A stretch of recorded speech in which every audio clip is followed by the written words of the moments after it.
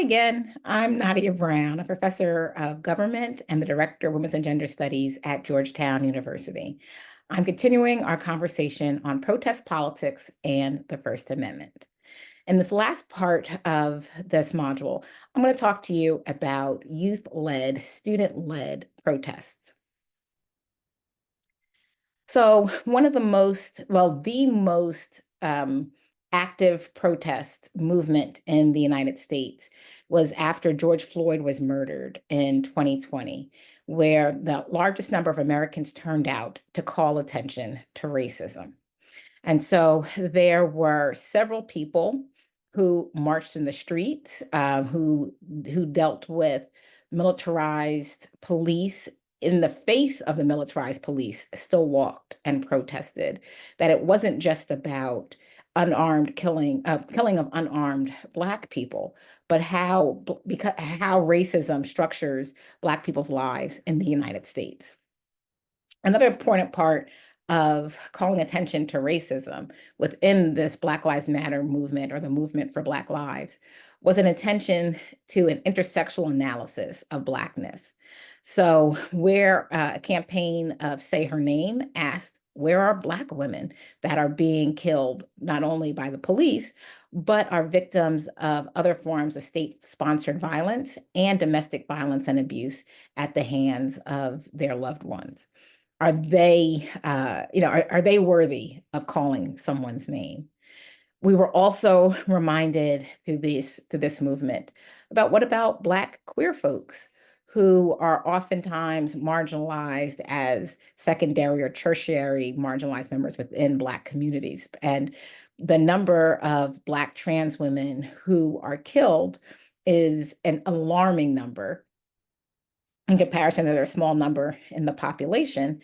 But is their murder something that Black communities should be talking about and thinking through?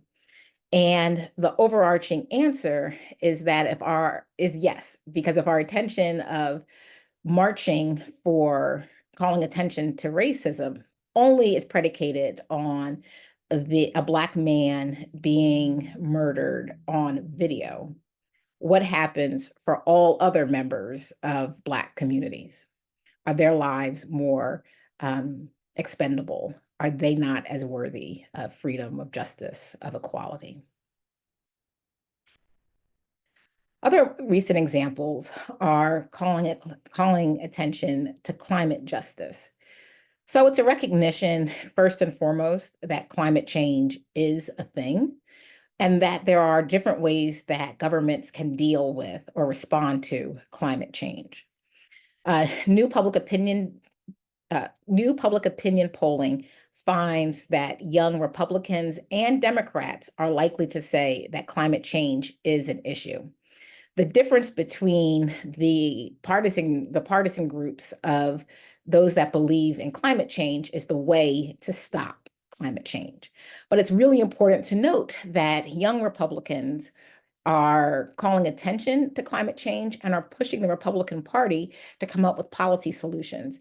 Because as this poster says, you'll die of old age and we'll die of climate change. And young Republicans and Democrats alike are united in their understanding that without government intervention, and again, this could take a myriad of forms and shapes and ways that the government chooses to respond. But what young people are saying is we can no longer ignore this. And there are ways that people who are additionally marginalized, whether it is because they're low income, they are living on indigenous lands, they are gendered or sexual minorities, they are dealing with different effects of climate change and have different relationships to climate change. This picture here in the middle, I thought was really novel because Native Americans are thinking about being allowed to leverage their lands to form industries that will create clean energy. And so what they're doing in this picture here is protesting the United States government by saying that Native communities have always had conservation at heart, right? The principles and governing policies that Native Americans have lived by, regardless of tribe or sovereignty, have always had conservation at heart. And there are instances where the federal government did not allow Native tribes to practice their conservation in ways that have led to the detriment um, of the world, right, of climate. So an example of this is the Smokey the Bear kind of the marketing tool, right? And so if you are as old as I am and you remember Smokey the Bear was a mascot of the National Park System that told people that you had to put out forest fires. You had to put out fires because they could lead to forest fires. And it was such a convincing campaign that Americans saw any kind of fire in the forest as a bad thing. Now, fast forward where there's spreading of wildfires, we know that it's because controlled fires, are good for forests and other densely populated places that need to clear out the underbrush routinely so that a larger wildfire won't spread. And this is something that Native communities have been practicing for over centuries. And they were not allowed to do it even on their own land, right? And so this is an example of the ways in which Native communities are petitioning the government of saying, hey, not only don't you understand why some of these conservation practices have been going on for centuries to help the environment, but by prohibiting us and the inability for you all the empowered to understand why we are doing certain things and placing cute little mascots like Smokey the Bear is actually the wrong thing to do. Another example of this is gun violence, a movement that is led again by young people and students. So I mentioned previously about the March for Our Lives with the Marjorie Stoneman Douglas high school students, but there have been tons of other protests across the nation that are targeting guns and way that Americans respond to gun violence, particularly in schools. Um, it's important to also think about gun violence in a holistic manner, right? And so some of these pictures are of, right, talking about guns in schools, and showing pictures of those that have been killed, students that have been killed because of a school massacre. But it's also really important to note about gun violence that does not occur in schools. So that some of these pictures are from protests in Chicago by young people. And so Chicago has a very high rate, unfortunately, of gun violence just in the city, in the streets, particularly in minority populated parts of the city. The state of Illinois has passed some pretty stringent gun restrictions, but the neighboring state, Indiana, has very lax gun restrictions. Indiana and Illinois are neighbors, and there it's super easy for people to move between places like Gary, Indiana, and Chicago. And so people can buy guns in Gary and take them over to Chicago and use them in a legal way. We're not even talking about illegal guns, right? And so this again goes back to some of the challenges of federalism, right? So how can one state protect its citizens when the state next to it has really lax gun control laws? Should there be some reimagination of perhaps cities and states and other localities working together to figure out the best way to protect people that live in populations that are dealing with a particular problem? The other thing that is striking about this calling attention to gun violence, one gets viewed as legitimate, and another one gets viewed as just kind of like an occupational hazard of living or working in an urban environment. And some bodies are seen as disposable, less worthy of care, attention, and others aren't. And so I'll give an example. My brother is a school teacher in Washington, D.C., At the time, he was teaching middle school, and some of the students from the Parkland school shooting, had come to talk to his students about gun control and gun measures.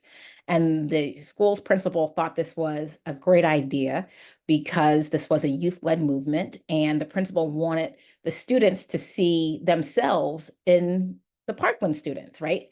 And on its face value, this is a great idea, right? This principal thought that these students' activism would inspire his students, but it actually flipped in reverse. So my brother was teaching in a low income neighborhood in Washington, D.C., and many of the students were really intimately connected to gun violence, whether it was seeing this happening in their own community or being, unfortunately, brothers, sisters, uncles, fathers, mothers being killed by gun violence, usually related to gangs or drugs.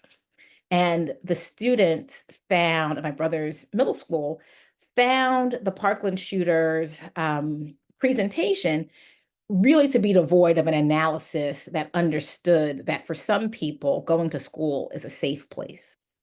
And for others who might live in communities that are less quote unquote safe because of gun violence, school isn't even a safe haven.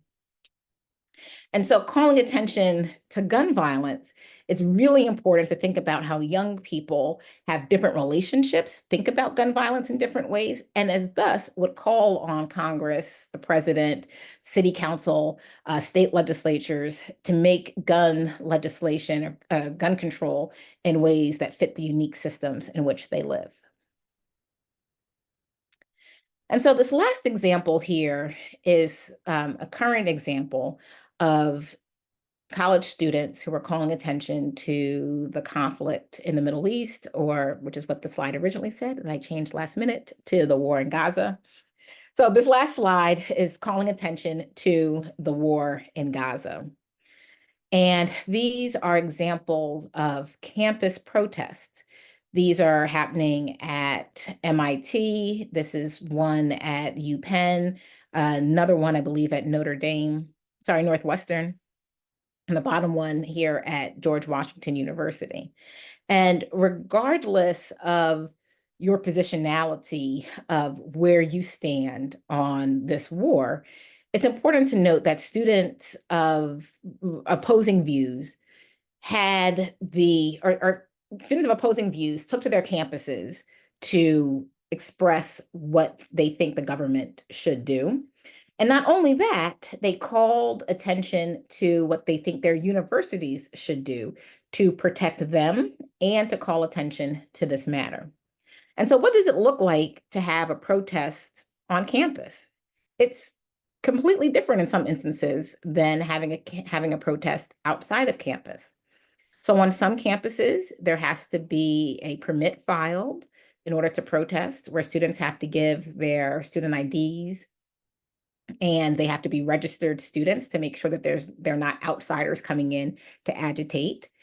Other schools have protesting parameters where there are only certain hours where students can gather to protest. And some schools have designated areas where students can protest. And sometimes that's someplace further than the main part of the campus. But knowing your university's rules, the regulations, is first key to being able to have a successful and peaceful protest. The other thing that it's really important to note what these students did is that, yeah, there are some students who physically put themselves in harm's way by protesting on college campuses, particularly those that did so without permits or not in the designated area or times of the protesting. But others who came and gave water or food or helped to patch tents after it rained, or students that tried to host dialogue conversations and sessions between students who held opposing views. Or there were students who came and petitioned faculty to teach courses based on their expertise that can kind of help provide more information into a situation that's pretty highly emotionally charged and unfortunately filled with disinformation or misinformation. So while the conflict in the Middle East and this war in Gaza is, unfortunately, at the time of this recording, is still ongoing, there are ways that students have used their voices to be productive in this space. So this is where I'll end. I'll lead you with some ways to think about how you can actively petition the government. Now, remember, protest is at the core of American democracy.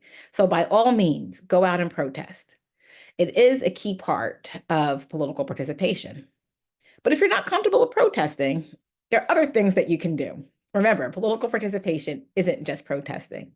You could do things to support protests or protesters. Again, like bringing water bottles to the protesters, or helping to make signs, or listening to a friend that has had a hard day at an encampment, or asking your university to do more to support students from marginalized views, with marginalized backgrounds and marginalized views. But you can also lean in to other forms of civic engagement and political participation. The first is this thing that you're going to hear most often is vote. We're living in an election year. The easiest thing that you can do, the thing that takes the least amount of kind of like time, effort, inconvenience would be voting. Okay, maybe it depends on where you live. You have to stand in a long line or you have to do a lot of hoops to go through to register to vote.